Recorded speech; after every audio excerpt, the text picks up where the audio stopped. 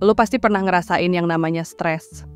Entah itu stres karena sekolah, kerjaan, atau stres di kegiatan sehari-hari, atau mungkin stres nggak punya duit, dan hal ini bikin lo jadi lebih emosional, produktivitas terganggu, bahkan sampai sehari-hari lo ngerasa nggak tenang. Dan ya, ngerasain stres tuh nggak nyaman banget, dan kalau lo ngerasain terus-menerus, bisa jadi salah satu ciri masalah yang lebih serius. Jadi mungkin nggak heran pertanyaan kayak,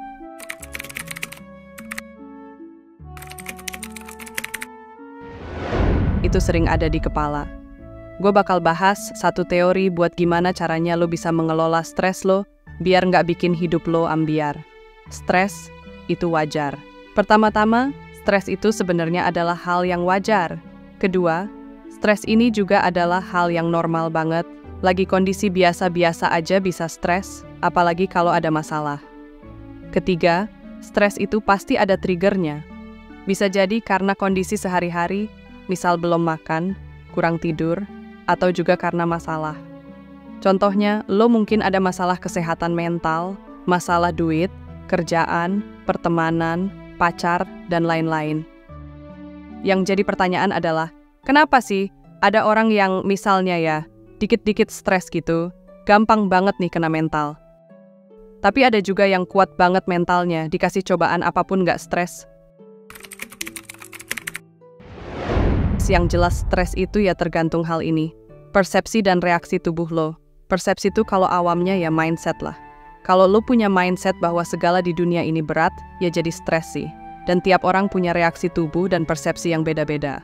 Tapi meski ini beda-beda, ada orang yang stres, ada yang enggak. Tapi ini nyata cuy. Jadi nggak bisa tuh kita kayak, lo manja nih gampang stres, dikit-dikit hilang, healing. Karena ya yang dirasakan real, deg-degannya nyata. Yang dimunculin oleh tubuh itu bisa dirasain. Udah kayak refleks lah. Dan biasanya reaksinya ada 3 macam. Entah lo fight, lawan si penyebab stresnya, atau lo fight, alias lo kabur. Nah ini nih yang biasa orang maksud sebagai healing ya, kabur sejenak atau juga freeze. Alias ya udah, nggak ngapa-ngapain, yang bagus yang ngapain, ya tergantung sih masalahnya apa dulu ya. Kalau masalahnya kerjaan, mungkin nggak bagus sih kalau lo fight terus tiap ada kerjaan baru. Nanti nggak kelar-kelar dan malah menumpuk. Kalau masalahnya adalah, misal amit-amit ya, orang terdekat lo meninggal, apakah bisa hal itu lo fight? Ya nggak, yang bisa lo lakukan adalah mungkin healing aja dulu, untuk merenung dan berdamai sama perasaan lo. Nah itu adalah alasan kenapa terjadi stres. Nah, yang namanya stres itu sebenarnya nggak selalu negatif cuy. Kalau lo nggak ngerasain stres juga, ya dampaknya bisa jadi jelek ke kesehatan lo. Dengan stres yang cukup, lo tuh sebenarnya bisa ningkatin performa lo. Ya bayangin aja gini dah.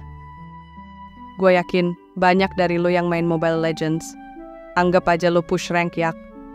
Terus lo menang tapi musuhnya nggak ada perlawanan. Ya bosen juga mainnya. Ngapain main kalau musuhnya kagak ada perlawanan? Nah sama aja kayak hidup. Kalau hidup terlalu mudah juga jadi bosen. Makanya yang bagus itu, lo tetap punya tingkat stres biar cukup menantang. Tapi nggak sampai lo jadi malas berusaha, justru tantangan itu bikin lo jadi makin semangat. Nah inilah hidup yang kita semua cari, iya kan? Hidup yang seru, yang menantang, yang memang nge-explore hal baru dan challenge baru. Sekarang pertanyaannya adalah gini. Hidup lo udah cukup menantang belum? Apa jangan-jangan lo selama ini menghindari stres jadi nggak berkembang dan ngeluh mulu? Atau justru lo merasa hidup lo terlalu gitu-gitu aja jadinya bosen? Atau jangan-jangan lo overwork makanya burnout? Ini sih ya lo doang yang bisa jawab ya. Terus solusinya gimana nih kalau kita ngerasa hidup kita kayak ngebosenin atau burnout? Well, solusinya adalah sebuah konsep yang bernama optimal stress. Optimal stress adalah pandangan dan persepsi baru buat memandang stres biar gimana caranya nggak bikin hidup lo ambiar dan hidup lebih sehat. Optimal stress adalah ketika lo bisa mengelola reaksi tubuh dan respon lo dengan lebih maksimal. Ketika lo ada di area yang namanya best stress zone, ketika hidup lo menantang dan kerja lo optimal.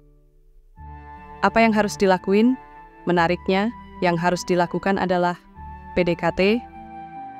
PDKT sama siapa? PDKT sama hal yang bikin lo stres, Tentu nggak semua hal bisa dipedekatin ya. Kalau memang sebuah hal itu ngeganggu lo banget, mungkin traumatis, bikin lo cemas banget dan sebagainya. Tapi kalau sekiranya lo bisa hadapi nih stresnya, kalau bisa sih dihadapi dan di-PDKT-in. Biar apa?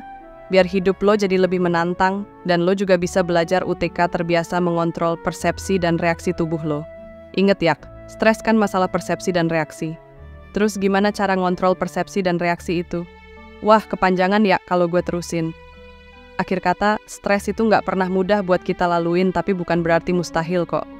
Dan dengan tahu, kenal, dan paham tentang stres yang lo alami mendalam, bisa ngebantu lo buat menghadapinya kalau muncul lagi.